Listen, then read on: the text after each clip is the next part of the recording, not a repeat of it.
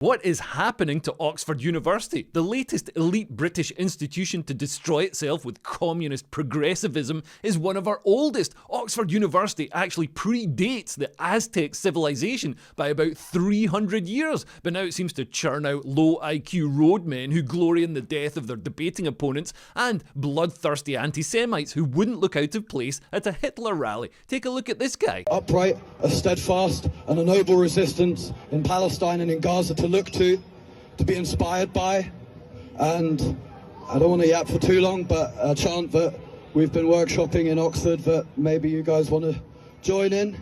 It goes, Gaza, Gaza, make us proud, put the Zios in the ground. Gaza, Gaza, make us proud, put the Zios in the ground. Gaza, Gaza, make us proud, put the Zios in the ground. Gaza, Gaza, make us proud, put the Zios in the ground. Gaza, Gaza, make us proud, put the Zios in the ground. Thank you.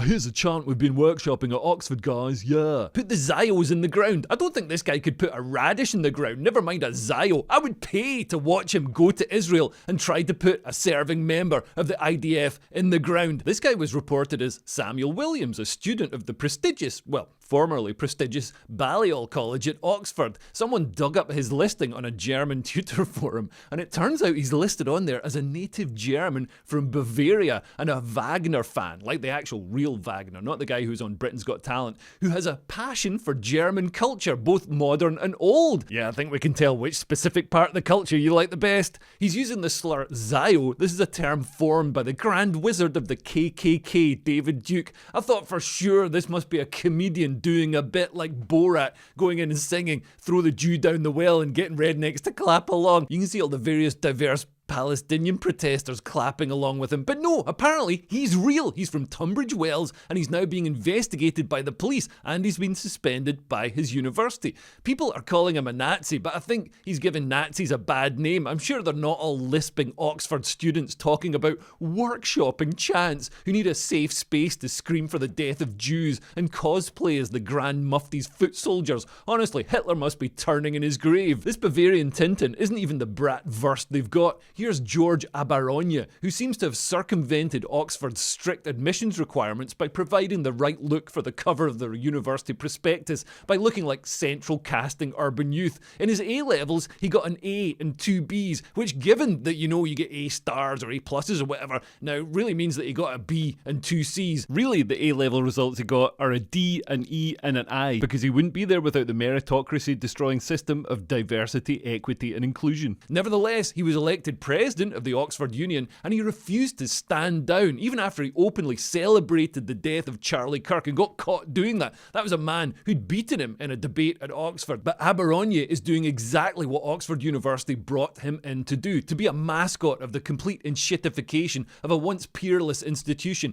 His slouching bravado, his slovenly tracksuit at high table aesthetic, his slippers, his elevation for politics rather than academic merit, his glorying in the death of a good man who beat him. George Abaronia is one of our new aristocrats. He's an inferior, but we have to revere him. He's held aloft above our heads so we can see his Habsburg lip and drooling incontinence. He's a signal from the kakistocracy that they've seized and salted another square of hallowed turf. They've destroyed another elite institution. Honestly, erect a statue of him outside the university so that nobody forgets that. Oxford University has been criticised for lowering admission standards to meet diversity targets, but they're just doing what every organisation and institution in Britain has been doing for the past decade. We're witnessing the enshittification of our institutions in real time. Everywhere you look, there are examples of Oxford's decline. They invited Bad Baby to speak to undergraduates to hopefully convince them to become internet hoes.